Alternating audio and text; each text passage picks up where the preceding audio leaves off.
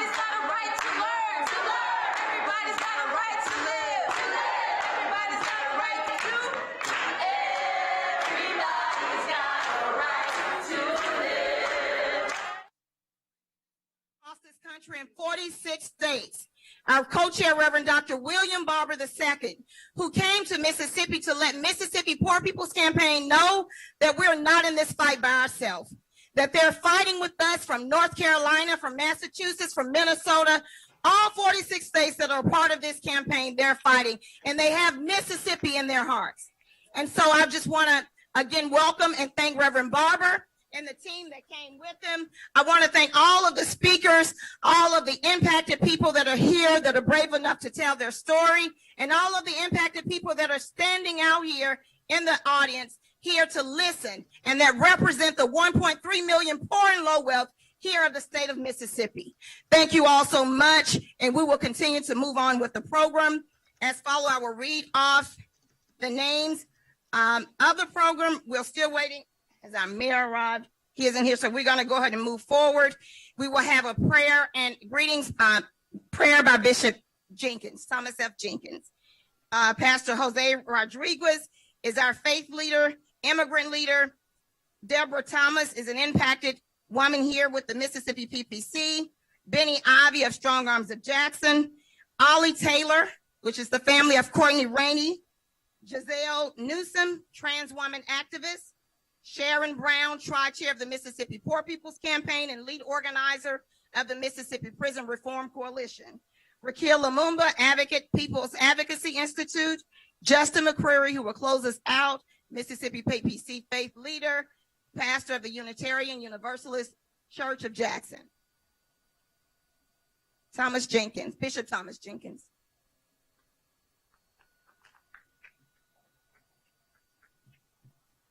Let us pray. Heavenly Father, we thank you for this day and the many blessings of it. Father, we ask today that you would bless our time together today. Because, God, it's time for a new day in Mississippi. Our people have suffered far too long. We've been on the bottom all 66 years of my life. And, God, we pray today that everybody will realize that it's a new day, it's a new destiny, and it's a new determination. Bless our time today. In the mighty name of Jesus we pray. Amen.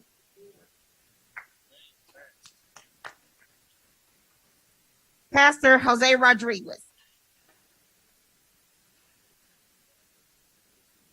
See you. Hello, everybody. This is a blessing to be here, be able to have the opportunity. Good Lord, give it us today to be here and try to discuss and talking about the issues affecting our communities. And our communities, whatever affected me, affected you. Whatever affected you, affected me. So we don't need to see every issue different from one another. If you remember in 2019, here in Mississippi, be specific, August the 8th of 2019, we have experienced the first immigration rape in the state of Mississippi. We never thought that would happen here in Mississippi, but it happened. The first day at school, when the kids went to school, they expect the parents to pick them up from the school. And guess what? It was not parents around because there was an incarcerator. There was in a detention center because immigration rape did what they did. And they divide our families. They separate the kids from the parents. So you and I know separate the kids from the parents. It's not a good thing to do. But they did it. So when the kids come back home, it was no parents around. It was just neighbors. It was just preachers from the church. It was teachers from the school that was able to go and give them and put them in a safe place because it was no parents around. So that's one of the main issues affecting Mississippi right now. And if you think there's just issue affecting immigrants communities, it should not be that way. We're supposed to be together on this fight. We're supposed to get out there and asking for help. So here I am today. I am today here and let you know it was a struggle what we faced in 2019. It was hard. It was a horrible experience. I wish I was never have to experience that, but I did. I have to get out there and fight with them. But Without Poor People Campaign and other organizations, we can help them. We're able to make it through, and we're still fighting because there was not the end. This is just the beginning of the fight. Thank you so much, and God bless you.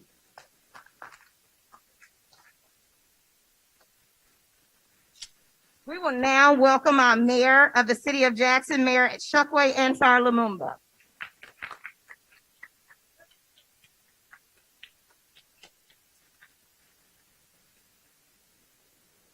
How are y'all doing this afternoon? You can do a little better than that. How are y'all doing this afternoon? Listen, it is a pleasure to stand here with my brothers and sisters in arms of the Poor People's Campaign. It is a pleasure to stand with my friend, Brother Reverend Barber, as we talk about how we defend human rights for human beings, as we talk about how we defend our right to have an electoral process which is just, so that people are not violated and taken advantage of. We're talking about the same things in 2021 that we were talking about in the 70s and the 60s and long before that. And so as we understand, as we continue to see progression, as we continue to see movement, we have to understand that the opposition does not go home. The opposition does not rest. The opposition continues to build and regather and regroup itself in order to oppress people. We have to understand that the worst form of violence is poverty. Poverty is the worst form of violence that continues to take advantage and continues to exploit people in every single way. And so our mission, as we continue to talk about all of the social dynamics that we don't like to see in our community, the best way to address it is to end the cycle of poverty that continues to put our communities in cycles of humiliation, cycles where they continue not to see the health care that they need, cycles where they continue not to see the education that takes care of our children, cycles where people don't have the basic needs that they have to have and acquire in order to take care of their families. And so we need to build whole communities. And that is the way that we will rid everything that we don't want to see in this city and beyond. And so I'm happy to stand with you. Please take my official greeting. Sorry, I got caught up in the moment and didn't do my official role of greeting you to the city. But know that I love you. I stand with you. And you are my brothers and sisters. And I'm happy to be here with you. Thank you very much.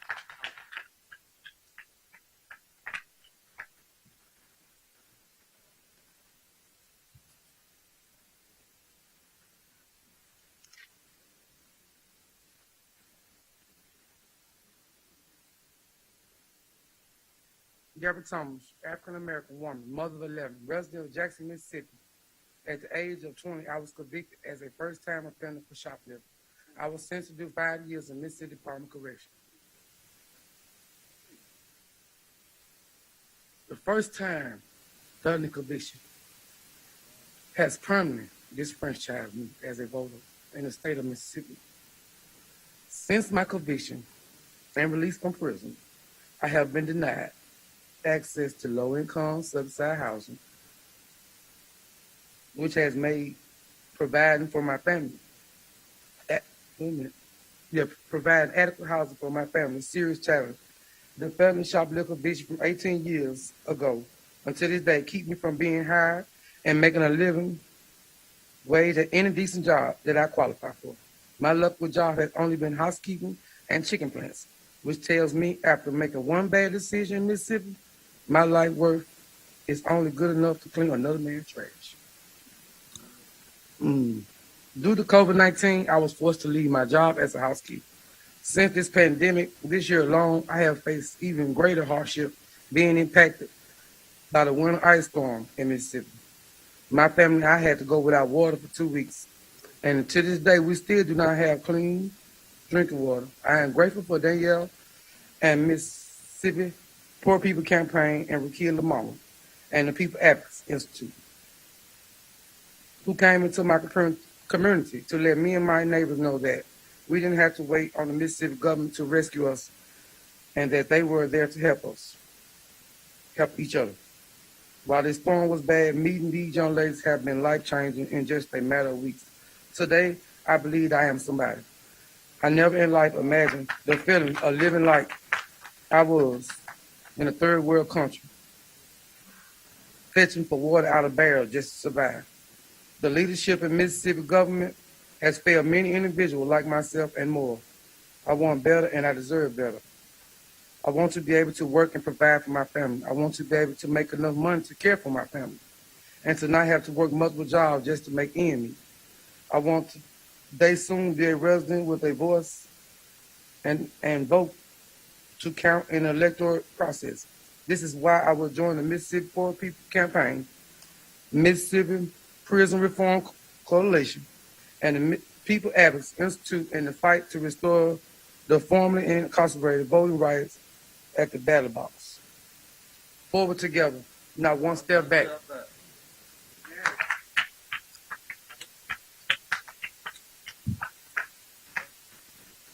So y'all, what Deborah did not mention to you all was Deborah was one of the 40 suffrage bills that went through legislation this year. Deborah was only one of the 2 that actually came out and got her voting rights restored back to her. So while Deborah voting rights has been restored, she's here to fight for those other tens and thousands of individuals across Mississippi who have permanently been disenfranchised. So we celebrate Deborah's victory. However, the fight continues.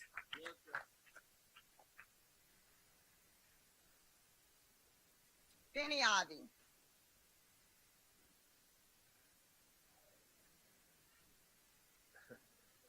Yeah. My name's Benny Ivy. I'm gonna make this as quick as I can because I've been known to be long-winded when I talk about stuff like this. To begin with, my name is Benny Ivy. I'm co-director of the Strong Arms of Jackson Credible Messenger mentor program we have in Jackson. I'm a part of the People's Advocacy Institute. I'm a business owner of Benny Ivy Plumbing and More LLC. I'm a standing member of Move Church in Pearl. I'm a father to a beautiful daughter, a husband to a beautiful wife. I did 11 years in prison, right? As a juvenile, I shot dope and smoked crack with my parents at 16. I become a 16-year crystal meth addict. I graduated from training school, went to prison, did 11 years in prison. I tell you that because I've been clean now 11 years. I've built a life for myself. I built a life for my family. I co-direct a program to keep young men and young women from going down the same path that I did, and I still can't vote. What more do I have to do? What more do all the tens of thousands of people have to do that have transformed our lives, transformed our minds, done something with ourselves, but we still can't vote? That tells me that our word don't mean nothing. That tells me that our opinion don't matter. Our voice don't count. They got me messed up, bro. Right? Because I'm going to continue to come up on these places like this, and I'm going to continue to go wherever I'm sent, wherever I'm asked to come to make my voice be heard. Because if I can't go to the ballot box on election day, I'm going to come to this podium right here, and we're going to continue to make noise until somebody does something. Right? So I just want to encourage everybody to get involved with the People's Advocacy Institute, get involved with the Poor People's Campaign, get involved with the Strong Arms of Jackson. We got so many good men and women involved in all these organizations and all these programs and all these projects that we're doing, man. And most of us been to prison. Right? Get involved, man, because this stuff counts. This stuff makes a difference. God bless y'all, man.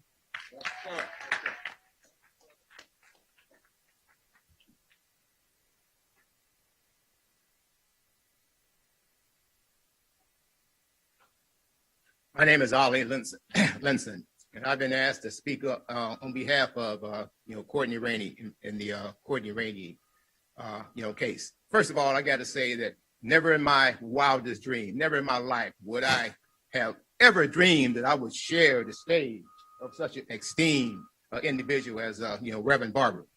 I'm a MSNBC watcher, and when he talks and when Joy Reid talks, I'm listening. Okay, about 2 years ago, Courtney Rainey was convicted of what Madison County wanted to say was voter fraud, but that was knocked down, so it wound up being witness intimidation. And that judge gave her 15 years for this. Now, I sat on the front row in that court every day, and my summation of that trial and that court is, you're talking about egregious. Well, that was flagrant egregious. I used to referee basketball, and if I had my whistle, I would have blew the whistle, and I would have gave a flagrant foul to Madison County judicial system, and I would have expelled them from the Mississippi judicial system. Now, what can we do for Courtney right now? Courtney's in MCMC, and she's going through some health issues. Young lady entered prison as a 30-some-odd-year-old healthy individual, and now she's going through all these these changes with her health. So what we can do right now is we could pick up the telephone and we can get on our computers and do whatever it takes to talk to that commissioner and to because Supreme Court has already has reversed her decision. And what I want to say is thank God for the Supreme Court and the appellate courts, because they saw that garbage. And I mean to tell you, like I said, I was on the front row in the court, and it was nothing but a trash can full of garbage. Now, let me just take a minute and tell you how she got there. Now, I don't want to use the term too lightly, because I don't want to say man, because I don't consider him a man. But when you're in an election and you lose the election, go on about your business. But this individual decided to follow this lady around with her child day and night, just documenting stuff. Then he took that garbage to the prosecutor's office. I have a copy of it. I saw it. I have a copy of it. And then what came out of that was indictment, and then it was she had to go to court. But I say that this is so egregious that we should never forget something like this, because you know what? Who's next? You, me? So let's do our due diligent, and back Courtney, because she will be out, soon. And just remember, if it happened to her, it could happen to you. Thank you.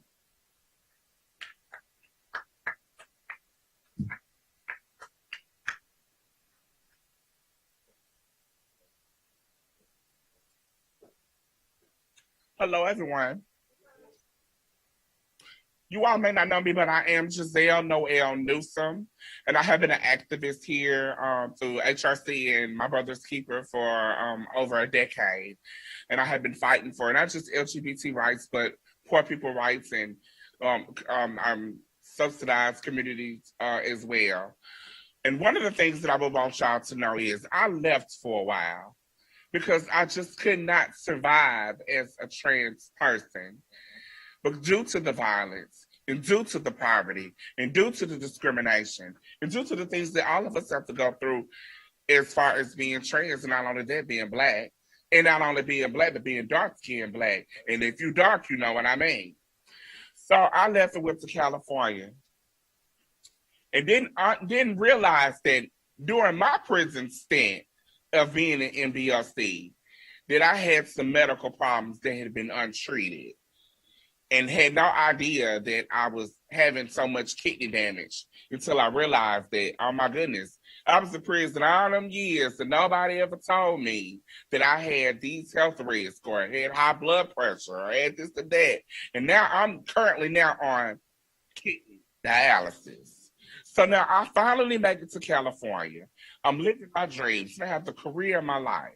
Got my master's and everything is back on track and leaving prison behind me, so to speak. And so I get so sick that I have to come back home where I come from on dialysis due to the negligence of MDLC and due to the negligence of our misappropriated funds in this city. I have to sit up here and be here. And if I'm going to be here, then guess what I'm going to do? I'm going to fight. Because see, what y'all don't understand is the reason why we have this much crime. Because I'm trying to figure it out. I was like, everybody has moved to either Atlanta or Dallas. Everybody gone. So why do we have this much crime in a city this small? You want to know why? Because no one has thought to raise minimum wage in the last 20 years. It has been $7.25 for 20 years. Do you understand that some people want to go out there and help their mamas pay their rent? Some people want to go out there and help their parents sit up here and pay their bills. And sometimes they got to go for what they know. Some of these people may not want to be robbing and killing and stealing like they're doing in these streets. But if you can't even get out here and work a job or two to make a decent wage, what do y'all expect these young people to do? There is no more Boys and Girls Club like Talk About It. We ain't got no basketball teams like Talking About It. We don't have extracurricular or anything for talent, for kids to dream anymore. The only dream they got is social media. The only dreams they got is the rap music. So then when you see it on the street, you're wondering, well, what's going on? Well, what's going on is the people that are in office have been gatekeepers. You've been check stealers. You've been making sure that some people get certain benefits and some people don't get certain benefits. You've been holding everybody back. You have not shown equality or equity within this community. And it's time for it to change. Everybody wants to say, vote the mayor out. Vote the mayor out. Do this, do that. It's not one mayor's fault. This has been going on for decades. This has been going on since the Great Flight. So ain't no sense in y'all sitting up here trying to go all the way back to Harvey Johnson and blaming him. And then you want to blame Tony. Now you want to blame Drake. It's not about that. It's about the gatekeepers that are still in office, that's been in office, that host the puppet strings for those that claim they have most of the power. And it's time for it to stop. We have people in MDOC dying. There's no reason why we should still be holding people in prison that are sitting up here on the kidney dialysis barely living or needed surgeries to survive. It is a shame on how this city has treated poor people, thinking that it's classism.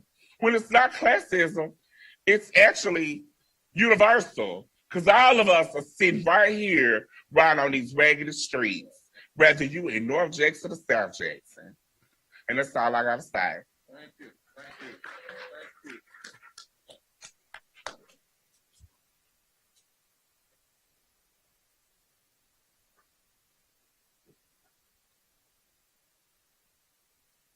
Hello, my name is Sharon Brown. I'm one of the chairs for the Mississippi Poor People's Campaign and lead organizer with the Mississippi Prison Reform Coalition here in the state.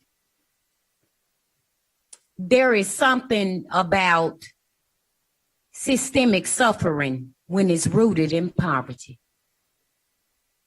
There is something when mothers' tears wash away our blood-stained sidewalks because there are no resources to raise healthy men who have been damaged from oppression, a system of oppression. There's something about systemic suffering when it's rooted in poverty. When a young woman who fights on so many levels cannot go and receive adequate health care so she can continue the fight. Something about the suffering, the systemic suffering that has been intentionally kept in place through policies that create havoc and violence within our communities.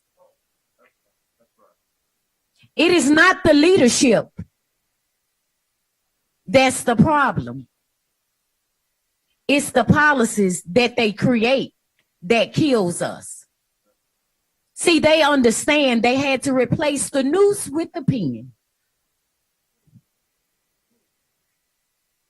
I'm going to say that one more time. If anybody don't understand the exchange of the noose for the pen, I'm gonna need for everybody to get some type of understanding about what systemic suffering rooted in poverty looks like. That's what we're going through. It's not the administration's fault. We need to really come out of the valley of dry bones. We need to rise up, you guys, because our healthcare system, our education system, our criminal injustice system is only the old plantation and slave patrol reincarnated to keep people in oppression and in poverty. And let's be clear, oppression and poverty does not care about the color of your skin, because I know just as many of my white sisters and brothers who live extremely below the poverty line. So it has no color. It's time for us to wake up and understand that until we hold our legislators accountable, they create this political violence against its own citizens, then nothing will never change. But a few of us do understand what policy does to communities, how policies will allow our Black brothers and sisters and people of extreme poverty to be hauled off in the war on drugs. And then when you get them there, we as taxpayers have to bear the brunt and burden of your inhumane treatment. And let's be clear, Senate Bill 2795 does nothing. I will say that again for everybody who's advocating for Senate Bill 2795 to be passed. Only 600 and some odd folks out of thousands will have immediate relief. And I will say that again. You cannot stick the pacifier in our mouths any longer and think that will pacify us and keep us quiet and say, oh, they're doing a good job. They're passing policies that's for the people. That is not the case. When people do their time and they come home from prison, they have to pay taxes, but they can't vote. I've never heard of that. I thought if I paid taxes, I can have representation, right? But they cannot vote. And then the process that you all have in place here in Mississippi goes through the process, and year after year, no one never gets their voting rights back. And the two that did get theirs this year, I thank God that you all did. But for me, it's not enough. I'm not satisfied, because it should have been every application that has gone through. And so in that vein, with that being said, since you guys will not, refuse to allow people to get their civil rights back after they have done the time, you sentence them to the time, they've satisfied and come home, and they still live in abject oppression. And all of that is Jim Crow dressed up in a $5,000 suit. A convicted felon. It's ridiculous. Jesus, it's ridiculous. Anytime, if you look, a convicted felon rights mirrors the rights that former slaves had, and that's none. So it's just reincarnated. So what we're going to do as an organization, as members of society, we say our sisters and brothers need their voting rights back. They have done the time. Release them so they can come home and get a fair job to raise their children. So they can remove the X off of their back, because they did the crime and they have done their time, and it's time for them to be released and restored. Thank you.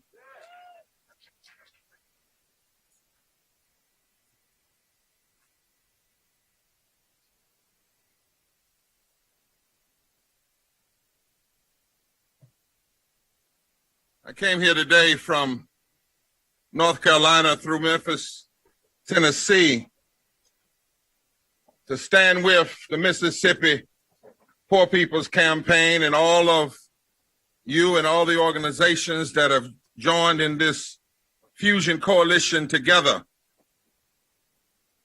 And I'm glad to be here. I'm glad to be in the heart of the South where people are still fighting, as they used to say, to make sure the South has a heart. As I sat there and listened, and I know today, Danielle and all you who have spoken, you've written a bill, right, that you're delivering and demand a what? A ballot initiative. We want a ballot initiative in Mississippi for people to vote on felony re-enfranchisement.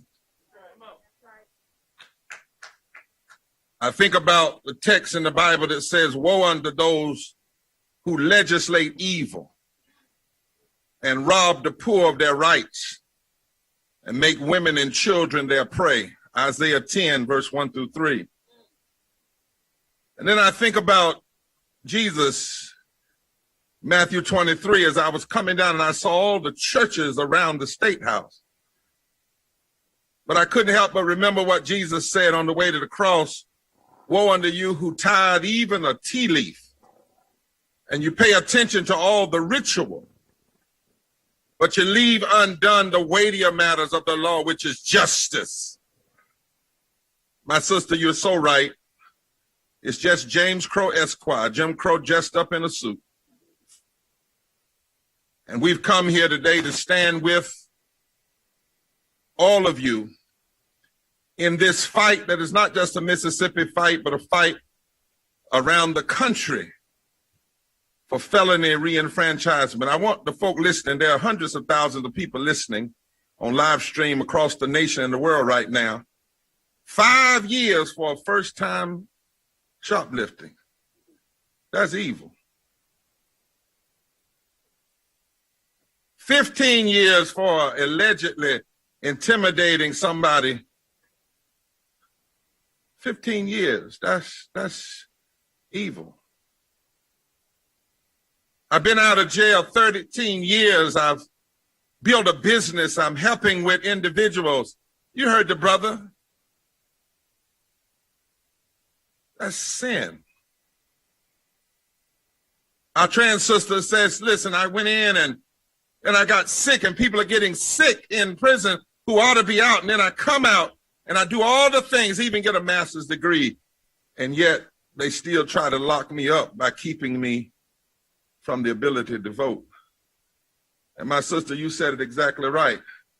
Taxation without representation is unconstitutional. It's un-American. It's ungodly. So I'm here today to stand with you. 46 states are standing with you. Our co-chair, the Reverend Dr. Liz Theo Harris, and all of the tri-chairs around the country, steering committee, are standing with you. But I've also come here to do something else, to make a national announcement from Mississippi. And we're going to come back when COVID is better. But when we relaunched the Poor People's Campaign, a national call for moral revival 3 years ago, we commissioned a study, and we learned at that time there were over 140 million poor and low wealth people in this nation. And all of them are impacted by 5 interlocking injustices that you can't separate. You can't just deal with one and not deal with the other. Systemic racism in all of its forms, Black people, brown people, Asian people, Native people. Systemic poverty, ecological devastation and the denial of health care, the war economy, and the militarization of our communities, and the false moral narrative of religious nationalism that tries to teach us, wrongfully teach, that if you're against a woman's right to choose, you're against gay people, you're for tax cuts, you believe Jesus was a founding member of the NRA, and you vote for a certain party whose name starts with an R, that somehow that's a godly position, and it is not a godly position. It is not biblical. And so today I'm here to announce that the Poor People's Campaign, our 46 coordinating members, states, hundreds of organizations, over 2,000 clergy and faith leaders. We will hold this June 21st a second Mass Poor People's Low-Wage Workers Assembly and Moral March on Washington virtually.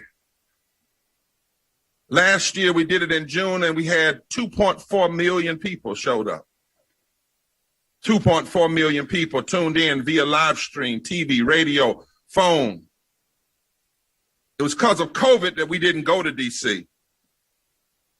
So we're going to gather again this summer.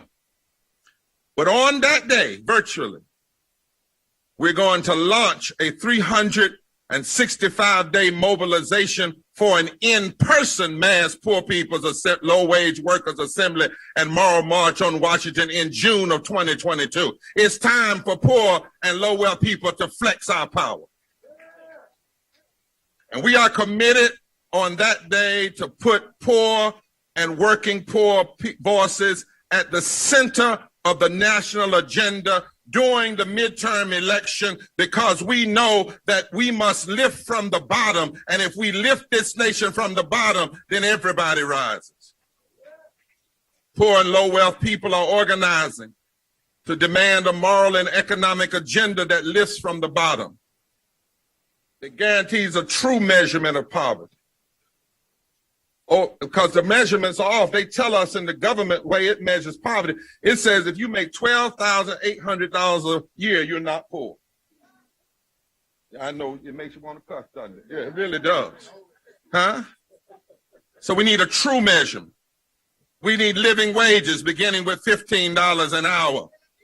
We need universal health care. We need full investment in education. We need guaranteed incomes. We need a big infrastructure plan with labor and union rights that targets poor and low wealth communities with environmentally safe jobs. We need full and protected and expanded voting rights. We need the restoration of the Voting Rights Act and pre-clearance so that none of these legislators can pass laws without them having to be pre-cleared by the Justice Department. We need an end to felony disenfranchisement, an end to police brutality and murder. We need fair justice of immigration reform. We need full protection and justice for indigenous people. And we need fair taxes and a repeal of the 2017 regressive tax cuts. And we need to redirect the bloated military budget to education, health care, and infrastructure. Do you know right now in this country we spend nearly $800 billion a year on the war economy? Most of it goes to war manufacturers, weapons manufacturers. And if we were to cut that budget in half, we would still have more money in our military budget than Russia, North Korea, China, Iraq, and Iran combined. The 140 million poor and low wealth people in this country, 43%, they live in every region. I'm gonna give you some numbers. Now, every state is accounted for, and some of them are double counts because of the regional identities, but I want you to hear this. There are 50 million poor and low wealth people in the South, from Alabama to Texas. A third of all poor people live in the South. A third of all white poor people live in the South. There are 40 million poor people in Appalachia, in the Appalachian Mountains, with 8.6 million in New York alone. There are over 40 million in the southwest border states, Arizona, California, Colorado, with 20 million of them living in California alone. There are 20 million poor and low wealth people in the Midwest deindustrialized states, Ohio, Pennsylvania, Indiana, Michigan. There are 11 million in the Northeast states. I'm not calling every state, I'm calling the region. And there are over 7 million poor and low wealth people in the Northwest, Alaska, Idaho, places like that, Minnesota. There are nearly 7 million poor and low wealth people in the Great Plains, Iowa, Kansas, states like that, Montana. There are nearly 700,000 poor and low wealth people in Hawaii, and over 300,000 poor and low wealth people in the nation's capital in Washington, D.C. Down here in Mississippi, 52% of all the people in Mississippi are poor and low wealth. Notice I said 52% of all the people. 1.5 million residents is the new count. 59% of the children, 437,000. 53% of the women of this state, 816,000. 67% of people of color.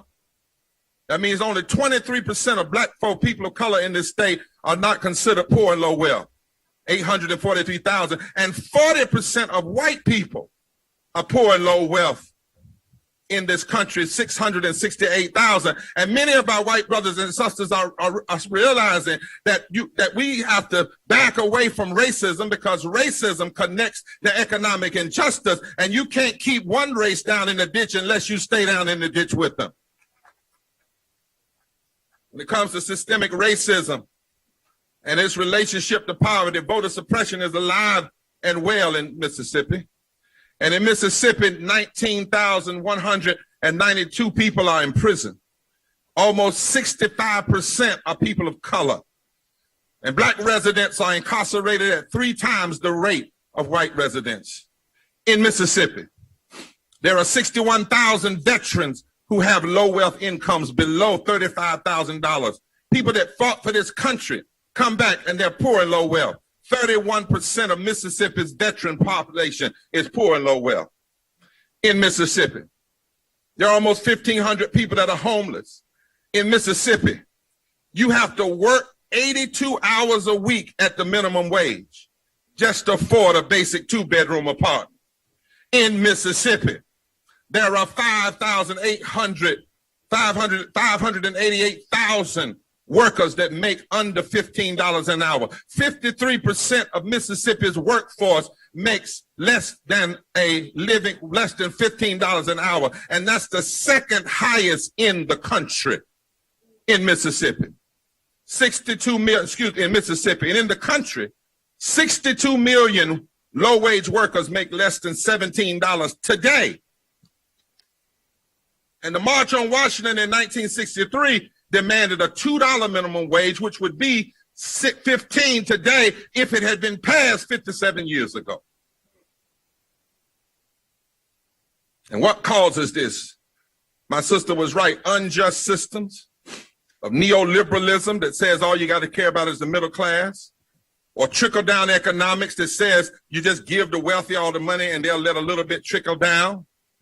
In Mississippi, 514,000 people participate in the food stamp program, white, black, and brown in Mississippi, a state that refused to expand health care. There are 51,900 people that are uninsured, even in the middle of a pandemic in Mississippi. 37% of the census tracts are at risk for being unable to afford water. That's the 5th highest rate in the nation. In Mississippi, the richest 1% of Mississippi residents receive 28% of the benefit of the 2017 Trump tax cut. The average tax cut in 2027 will be $3,880, but the poorest 20% are expected to have to pay $160 more than they've been paying. And talk about militarism.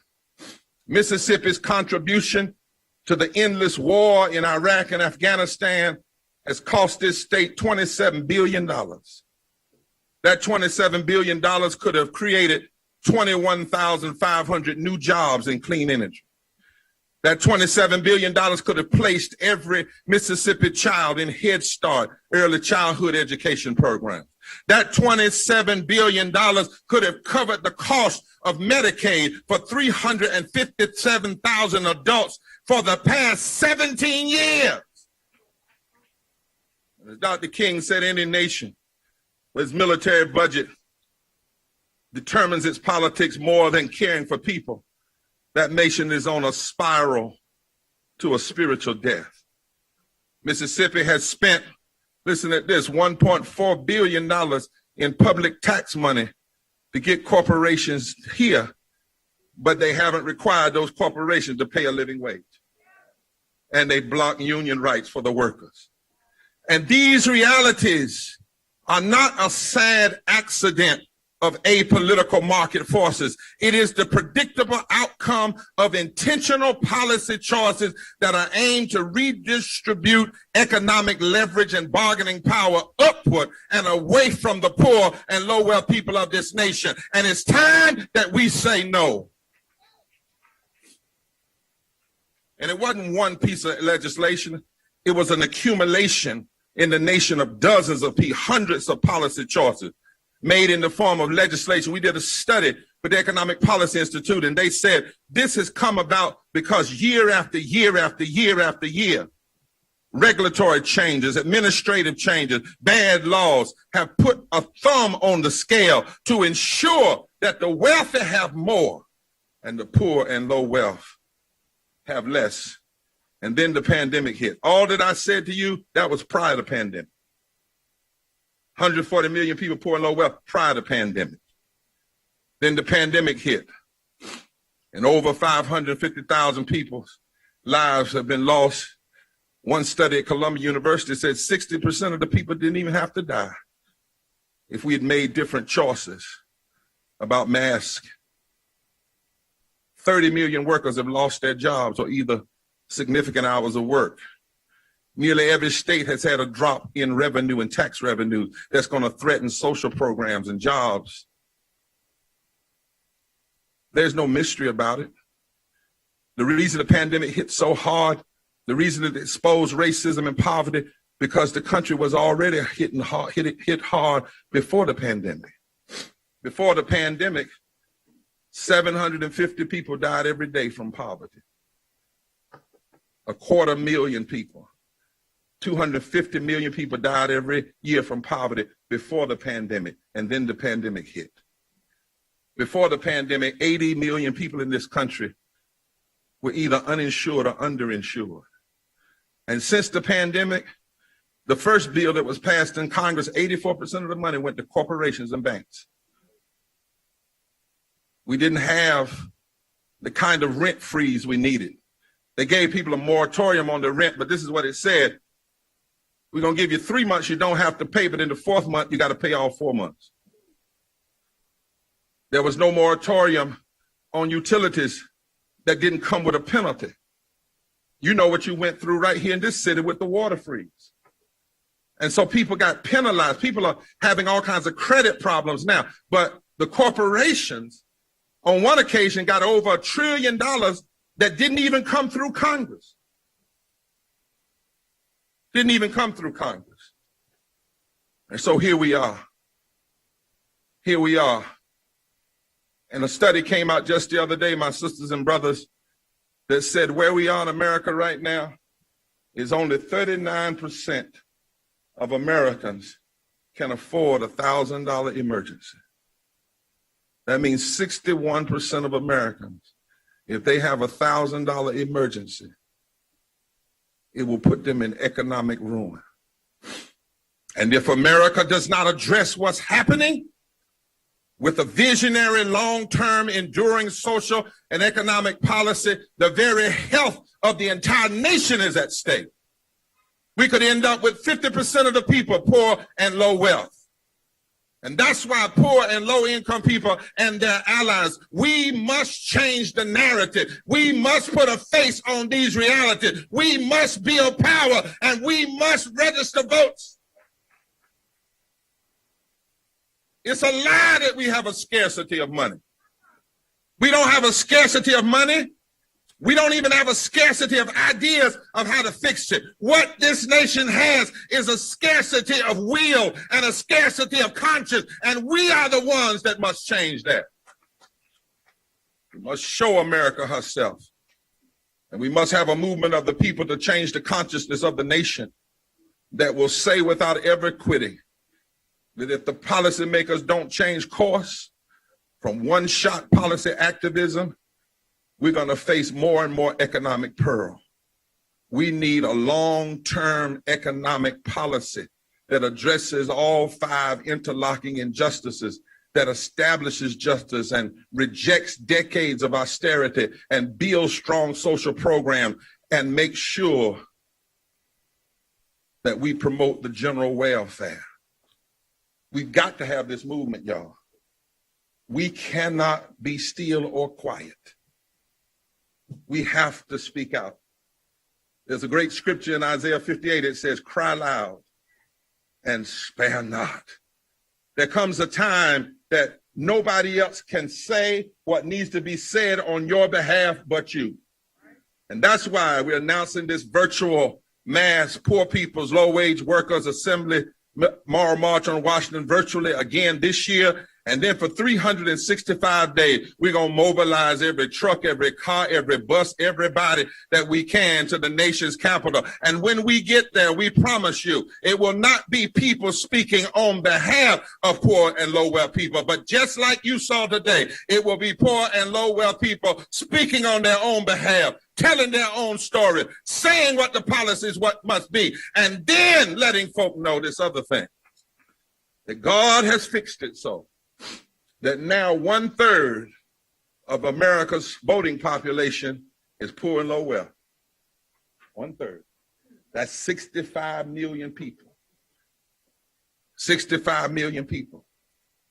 And if we change the narrative and build power, if we have a mobilizing movement and an organizing movement and a sacrificing movement and a state-based strategizing movement and an agenda-pushing movement and a moral-focusing movement and a voting movement, and we may have a protest movement and we may have a civil disobedience movement, because we can't take this anymore. You can't just ignore 140 million people anymore. And poor and low-wealth voters represent 30% of the voting population, 65 million people. And let me tell you this, and I'm through. In 15 states right now, if poor and low wealth people organize between 1% and 22%, that's all, not 30%, 1% in North Carolina, 4% in Florida, it's about 16, 18% here in Mississippi, that if 1 to 22% of poor and low wealth people organize around an agenda, not around a candidate, but around an agenda, and then check which candidate is closest to the agenda, that poor and low wealth people, hear me now, poor and low wealth people could determine the margin of election for Senate, for the presidency, and even for state houses in Michigan, Pennsylvania, Wisconsin, New Hampshire, Arizona, Minnesota, Maine, Florida, New Mexico, North Carolina, Nevada, Georgia, Texas, Mississippi, and Ohio. And I think it's time that poor and low income people flex their power. I think it's time that we say we won't be silent anymore.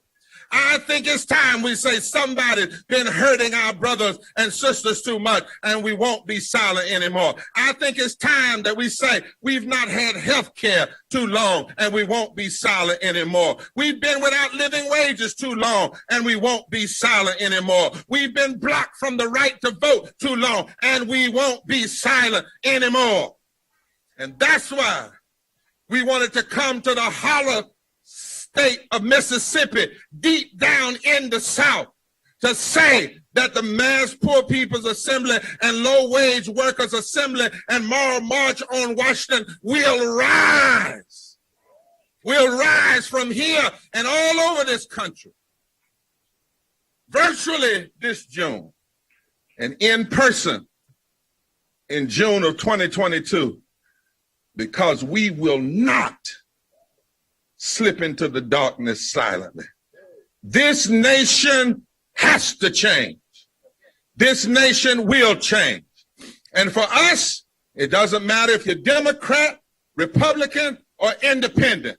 If poor and low wealth people's issues are not on your agenda, then you are failing in your office to do what you promised to do. You know, as I close, freedom is not in the Constitution. You ever notice that? Freedom is not in our Constitution, but justice is. And there's a reason why. If you establish justice, you got to have freedom. You can't have people in the bondage of poverty and have justice. You can't have people in the bondage of sickness and have justice. You can't have people in the bondage of voter suppression and have justice. So if you establish justice, and my brothers, that's what we mean when we say the healing of the nation. Even our Constitution says it like this: you must first establish justice in order to get to domestic tranquility. It doesn't say we come together, more perfect union, to ensure domestic tranquility. It says to ensure the establishment of justice, then ensure domestic tranquility. And then you hold on to tranquility by fighting for the common defense, promoting the general welfare, and then later on in the 14th Amendment, you provide equal protection under the law. Now, can I tell y'all what that means? No justice, no peace. That's all it means. Huh? And if that was good enough for the original people who wrote the Constitution, then it's good enough for us. Forward together. No justice. Forward together. No justice. This nation must address the issues facing poor and low wealth people. And we must do it now. Poverty, we must address it now. Systemic racism in all of its forms, we must address it now. Ecological devastation that hurts poor communities, we must address it now. Denial of health care, we must address it now. The war economy, militarization of our communities, we must address it now. The lies of religious nationalism, we must address it now. Somebody's been hurting our brothers and our sisters far, far, far, far, far too long. And we won't be silent anymore. Forward together. Not one step back. No justice. No peace.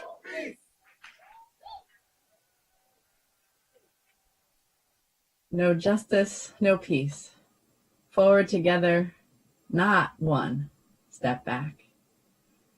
Greetings to everyone, to the thousands and thousands of people that are joining us today, joining us in Mississippi and joining us online all across the country.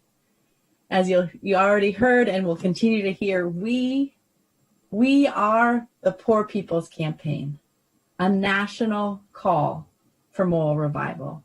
And we are building power, strong, bold, visionary power among the 140 million people who are poor, or one storm, one healthcare crisis, one job loss, one emergency from economic ruin in this, the richest country in the world. And from Mississippi, like we started today, to Michigan, from California to the Carolinas, we're committed to lifting from the bottom so that everybody may rise. I want to ask everybody that is tuning in online to make sure that you take action together with us. You can call your senators. You can send messages to our elected leaders by going to poorpeoplescampaign.org and following the prompts there. And make sure you add your voice on this Moral Monday, as we do on every Moral Monday, taking action together. Dr. King, as people might know, announced the 1968 Poor People's Campaign that was organized by welfare rights activists, indigenous activists from Appalachia and Chicago and Washington State and California, all across the country. He announced it with a mule train from Mississippi. And what he said is that we ought to come in mule carts. in old trucks, any kind of transportation people can get their hands on. People ought to come to Washington, sit down if necessary in the middle of the street and say, we are here. We are poor. We don't have any money. You have made us this way, and we've come to stay until you do something about it. So at this moment, we want to make sure that Mississippi and this entire country knows that we're in this together. People ought to I want to let state leaders building in states across the country who are committed to this online assembly and the in-person, generationally transformative moral march on Washington to be able to call out, to talk about how we're moving forward together and have our voices heard and known. So to get us started, I want us to welcome Reverend Tani Algood from Alabama to say that you're here in this roll call. Greetings in the struggle from Alabama, committed to 500 days of fighting forward. We will see you on June the 21st. Always forward together, not one step back. Love y'all. Much love, Alabama. And now I want to welcome India Donald Ford from Arkansas. Arkansas is committed to 500 days of fighting forward. We'll see you on June 21st. Forward together and not one step back. Thank you, Arkansas. And now Nell Myhan from California. Thank you, Reverend Dr. Liz Steele Harris. I'm here to tell you that California will be there online June 21st. And we're coming to DC for a mass Poor People's Assembly, the Poor People and Low Wage Workers Assembly and Moral March on Washington on June 18, 2022. And we're going to be bringing unpaid caregivers and mothers because we're overrepresented among the poor and we have been hurt far too long and we won't be silent anymore. So we'll see you. We won't be silent. Now, Neil Bernstein from Colorado. Thank you, Reverend Theo Harris. Colorado's committed to 500 days of fighting forward. We'll see you on June 21st. Forward together, not one step back. Forward together, indeed. I welcome Charito Calvachi Mateko from Delaware. Thanks so much for being in this roll call. Well, Delaware will be there online June 21, and we're coming to DC too for a mass Poor People's and Low Wage Workers Assembly, and also for the Moral March on Washington on June 28, 2022. We are in this together. We are in this together. Welcome Dan Jones from Florida. Florida is committed to 500 days of fighting forward. We will see you all on June 21st. Forward together, not one step back. And we're not taking any steps back. Welcome Jamel Hill from Georgia. Yes, hello everyone. Georgia will be there online June 21st. And Georgia will also be there in DC with everyone else as we come together for the Mass Poor People and Low Wage Worker Assembly and Moral March on Washington on January 18th of 2022. Together, forward together, not one step back.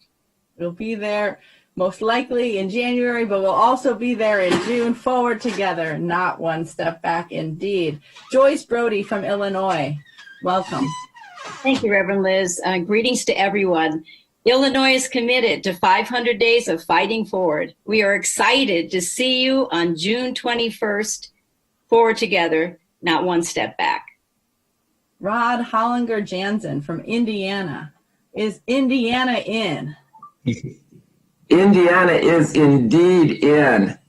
As Reverend Dr. Martin Luther King said more than once, we are all woven together in a single garment of destiny. Indiana is committed to 500 days of fighting forward. We'll see you on June 21st, forward together and not one step back. Forward together, forward together. Eileen Sambos from Iowa. Is Iowa going to be in the numbers? Yes, since I am part of the Iowa Poor People's Campaign, our demands must be heard. Therefore, we will be planning for that march on Washington, June 18th, 2022. Fantastic. Now we move to Kansas. Welcome to Mary Jane Shanklin and Mark Pringle. Is Kansas on board? We are all in here in the Sunflower State, Reverend Liz. Thank you. Kansas is committed to 500 days of fighting forward, and we'll be seeing all of you on June 21st. And it's always said, we always say this in our campaign, forward together, not one step back. Indeed, indeed. Mary Downhauer from Kentucky. Is Kentucky going to be there? You betches, Reverend Liz. Kentucky will be there online June 21st, and we're coming to DC from the holler to the hills for the march on the Washington DC for the Mass Poor People's and Low Wage Workers Assembly and the Moral March on June 18, 2022. See you there. Fantastic. Aubrey Trout from Maine. Yes, greetings from Maine. Most moral of Mondays to you. We most assuredly will not shut up until our demands are put up, and so we will show up, and we will do just that on June 21st. And you bet your bottom, from the bottoms that we rise on. Sorry, I got that we will be coming to D.C. for Mass Poor People's and Low Wage Workers Assembly and Moral March on Washington, June 18th, 2022. Fantastic. What about Maryland? Reverend Angela Martin. Reverend Liz, I tell you, from the mountains of Appalachia to Baltimore and down through the DMV and to our luscious Eastern Shore, we are committed to 500 days of fighting forward, and we can't wait to join everyone here in the DC area for June 21st. We can't wait. We're on board. Fantastic. Cape Toussaint Scarborough. Is Massachusetts in the numbers? We are. Massachusetts is committed to 500 days of fighting forward. We'll see you on June 21st and in Washington on June 18th, 2022. Forward together, not one step back. Not one step back. We're moving to Minnesota now. And all of this nation's hearts are on Minnesota, as it is also in Mississippi. Vivian Henry, do you have a message for us today? Hi, Reverend Liz. Thank you. Minnesota will be there online June 21st, and we're coming to DC for a Mass Poor People's and Low Wage Workers Assembly and Moral March on Washington on June 18th, 2022. Fight poverty, not the poor. That's right. Fight poverty, not the poor. Paul Jones from Missouri, welcome. Hi, I'm Paula from the Show Me State, and we are committed to organizing for 500 days of fighting forward, and we're also going to be there on June 21st, and we're organizing for the big fallout on June 2022. So thank you. One step forward, not one step back. That's right. That's right. Angela Matalvo from Nebraska. Hey, Reverend Liz. Nebraska will be there online on June 21st, and we're coming to DC for the Mass Poor People's and Low Wage Workers Assembly and Moral March on Washington in June 18th, 2022. Forward together, not one step back. Not one step back. Owl Smith, is New Jersey in the numbers? Yes. Imbu Masawakanam, Miniwachoni, Water is life, as to be translated in English. We walk in the ways of water. We are committed to 500 days of fighting forward and going forward together, not one step back, with the people of New Jersey. We're also in New York as well, but I won't speak for them. I'm only speaking for New Jersey. So forward together, not one step back. Thank you. I think you speak for the people of New York as well, as does Jamel Hudson. Welcome from New York, Jamel. Hello, Reverend Liz. Hello, everyone. My name is Jamel Coy Hudson. I'm an artist with the New York State Poor People's Campaign, and New York will be there online June 21st. And we're coming to D.C. for a mass Poor People's and Low-Wage Workers Assembly and Moral March on Washington on June 18th, 2022. I'll be there. New York will be there, and we look forward to seeing you there, too. Forward together, not one step back. North Carolina, Ashley Carrington. Is North Carolina going to take part in all of this? You bet. Thank you so much, Dr. Liz. We're so excited. I'm Ashley Carrington from North Carolina, and North Carolina is committed to 500 days of fighting forward. So we will see you June 21st as well as June 18th, 2022. Forward together, not one step back. Not one step back. And I'm really excited today to welcome Mary Aguilera from Ohio, who has been fighting this fight for a long time, including in this pandemic. And so, Mary, is Ohio in? We're in, and the Ohio Poor People's Campaign, the national call for moral revival, like our Kentucky sisters and brothers say, from the hood to the holler, is committed to 500 days of fighting forward. We better see you virtually on June 21st and in person from the Mass Poor People's and Low-Wage Workers Assembly Moral March on Washington on June 18th, 2022. Fantastic. Let's hear from Oklahoma now. Marion Smith. Good afternoon, Reverend Liz. Oklahoma is very committed to 500 days of fighting forward. We'll see you all on June 21st. And as always, forward together, not one step back. Awesome, awesome, awesome. I want to welcome Pennsylvania, Margaret Caro. Hello, Reverend Liz. Pennsylvania is committed to 500 days of moving and fighting forward. We'll see you on June 21st. Forward together, not one step back. Fantastic. Reverend Carl Jefferson from Rhode Island. Do you have a word for us today? Well, good afternoon, Reverend Liz. And yes, we do have a word today. We want to stand with all of the states to continue to commit to the 500 days of fighting forward, to say not now, not here, not ever, not on our watch. For we will see you on June 21st, forward together, and definitely not one step back from the city, the state motto of hope. We're standing with all the other nations. God bless you, Reverend Liz. God bless indeed. Marina Lopez from South Carolina.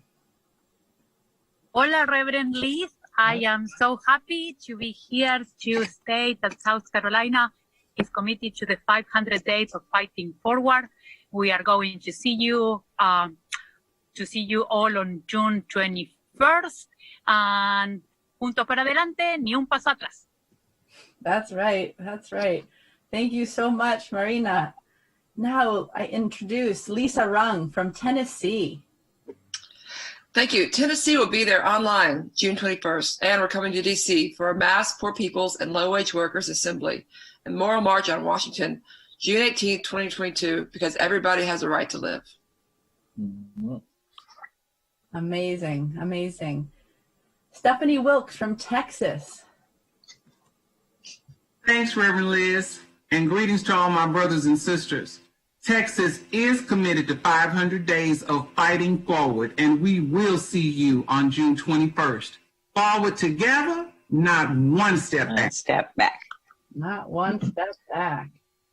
Virginia, Raven Witherspoon, are you all in? Are you going to be in the numbers?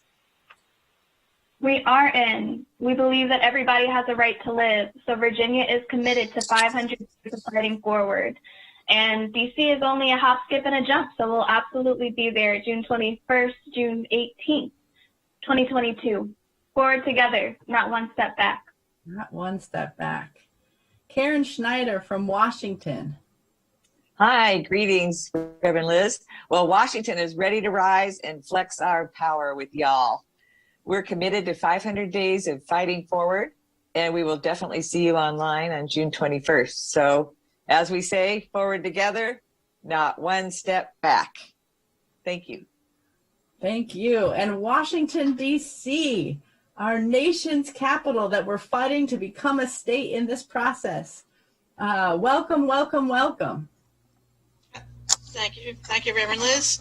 Washington, D.C. is committed to 500 days of fighting forward. Just this week, the U.S. House of Representatives will vote for statehood for D.C., bringing us closer, one step closer to full democracy. We look forward to welcoming you to the 51st state in June 2020. Forward together, not one step back. Not one step back. I now want a special welcome to Pam Garrison from West Virginia. Pam, do you got a message for us today? Oh, yes. West Virginia, the Mountaineers, guys, we're committed. 500 days of fighting forward. We'll see you on June 21st. We'll see you in D.C. Forward together, guys, not one step back. Oh. Thank you, Dr. Liz. Awesome, awesome, awesome. And the last state on our roll call is my home state. And so I have great, great, great love and honor for introducing Bruce Grau from the state of Wisconsin. Yes, on Wisconsin, we are committed to our 500 days of fighting. We'll see you there on June 21st. And with all us Badgers, I want you to say with me, forward together, not one step back. Well, all of our states and so many more are on board. We are organizing, we're fighting forward for 500 days. We're going to do more. We're going to mobilize. We're going to organize. We're going to register and educate people for a movement that votes. And we are going to be in those numbers as we march online on June 21st and march in person on June 18th, 2022. And so it is powerful to be with everyone today. I want to remind people one more time to make sure that you take action.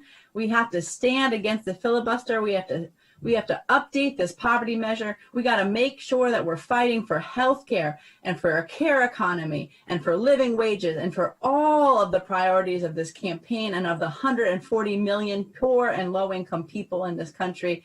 We're going to close out today, this Moral Monday, with a powerful message, a powerful song from one of our state leaders. Forward together, forward together, forward together, not one step back. Thank you, Liz. Thank you. Thank you. Forward together. Forward together. Not one step back. Forward together. Not one step back. I took back what he stole from me. I took back my dignity. I took back my humanity. Well, I went down to the rich man's house and I took back what he stole from me. I took back my dignity. I took back my humanity, and now it's under my feet. It's under my feet. It's under my feet. It's under my feet. Ain't gonna let no system walk all over me. Oh Lord. Oh Lord.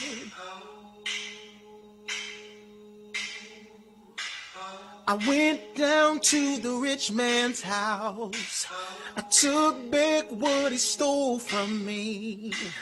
I took back my dignity. I took back my humanity. Well, I went down to the rich man's house and I took back what he stole from me. I took back my dignity. I took back my humanity, and now it's under my feet. It's under my feet. It's under my feet. It's under my feet. Ain't gonna let no system walk all over me. Oh, Lord. Oh, Lord.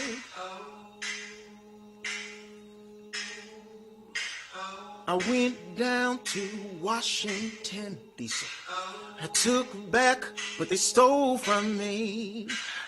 I took back my dignity. I took back my humanity. Woo! I went down to Congress and I took back what they stole from me. I took back my dignity. I took back, yeah, yeah, yeah, yeah, yeah, yeah. Ain't gonna let no system walk all over me. Have mercy, Lord. Have mercy on me, Jesus. I went down to Washington.